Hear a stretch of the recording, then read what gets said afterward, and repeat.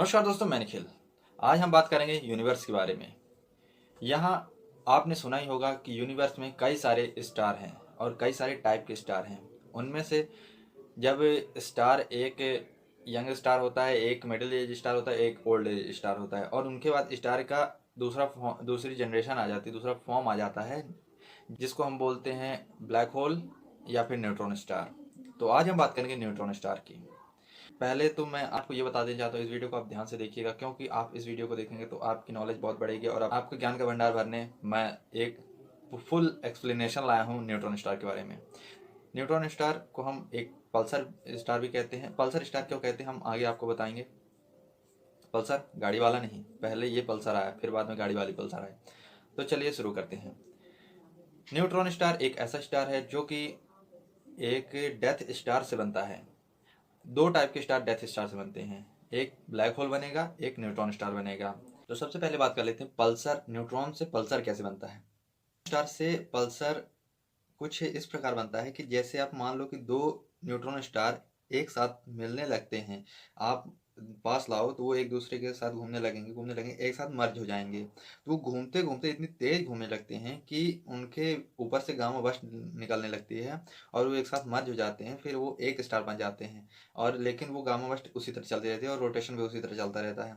तो उसे हम पल्सर कहते हैं। न्यूट्रॉन स्टार भी अलग होते हैं और पल्सर भी अलग होता है, लेकिन न्यूट्रॉन से ही पल्सर बनता है।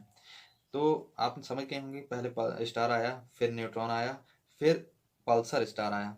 तो चलिए शुरू करते हैं कि न्यूट्रॉन स्टार कैसे बनता है। न्यूट्रॉन स्टार बनता है जब स्टार की डेथ होती है।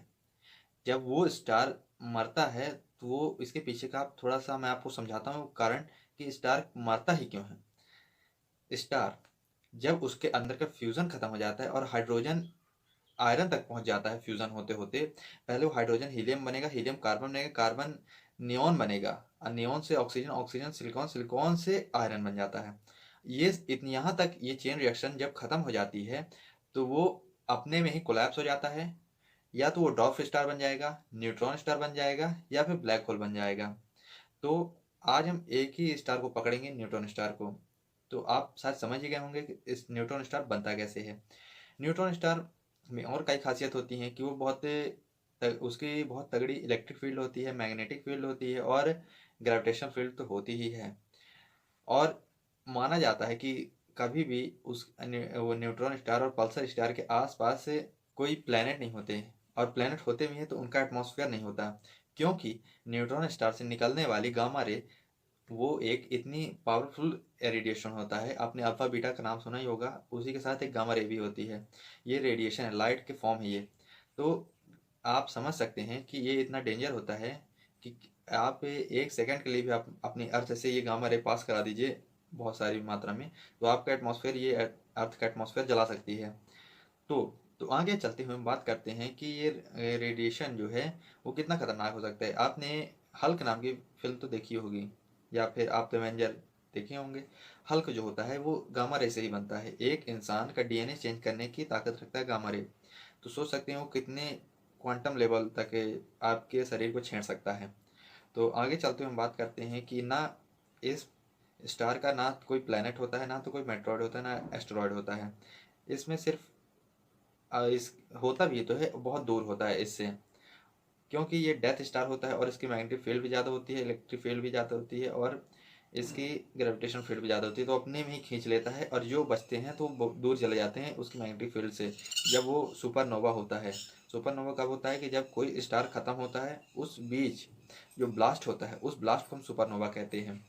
तो शायद आप तक यहाँ तक तो आपको समझ में आ रहा होगा। आगे चलते हुए हम बात करते हैं कि अपने सबसे करीब न्यूट्रॉन स्टार कौन सा है।